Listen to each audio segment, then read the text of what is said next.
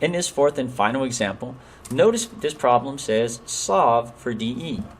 So in this case, we're actually going to solve this problem for the length of this midsegment in the triangle, DE. Now that particular segment has a relationship to AC down here at the bottom. And the reason is because notice that these two sides are marked. One, they have a dash and a dash, right, that marks it. That's telling you that this segment and this segment are both equal. Same thing on the right. This segment and this segment are both equal. When that happens, you know that this particular line that you see here, this line segment, is a midsegment of a triangle.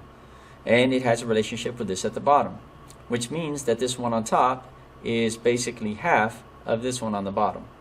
So we could write this as DE is equal to AC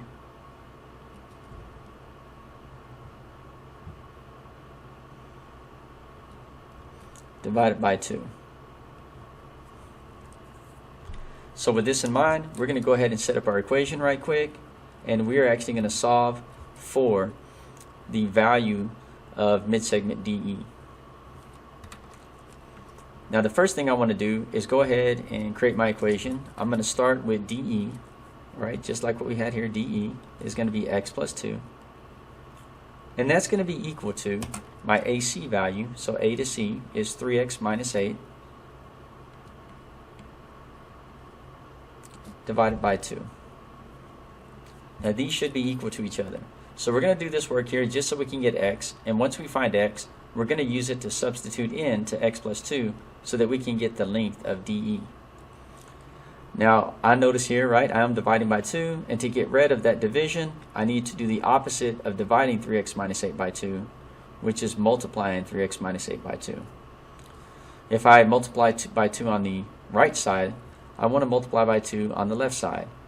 Now on this side, instead of putting a dot like I did over here, I'm going to go ahead and just put parentheses, because I need to make sure that I multiply this entire expression by 2.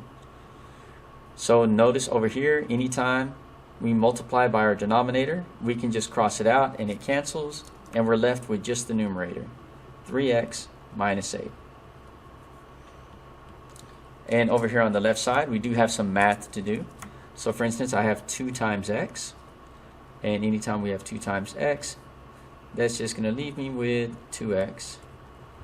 And then we have 2 times 2,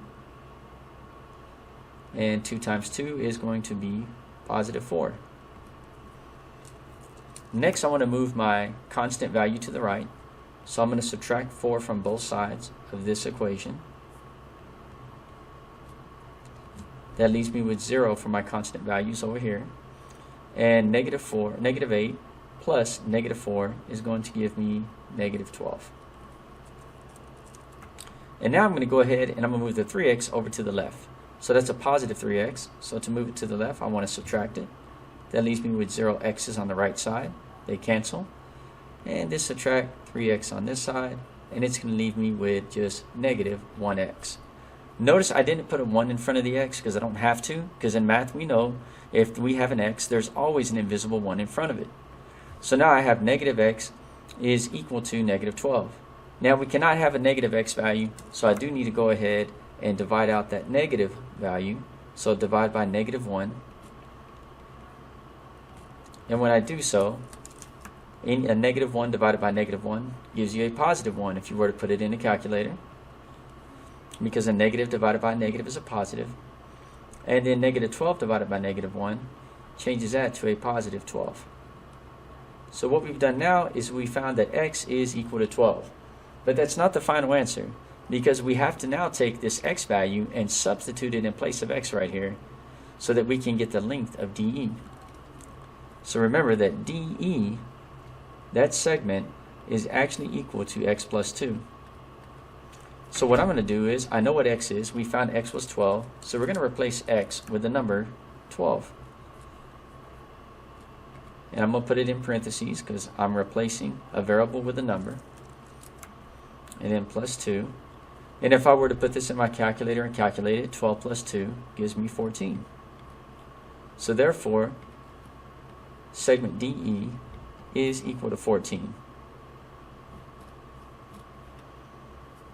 And that's my answer.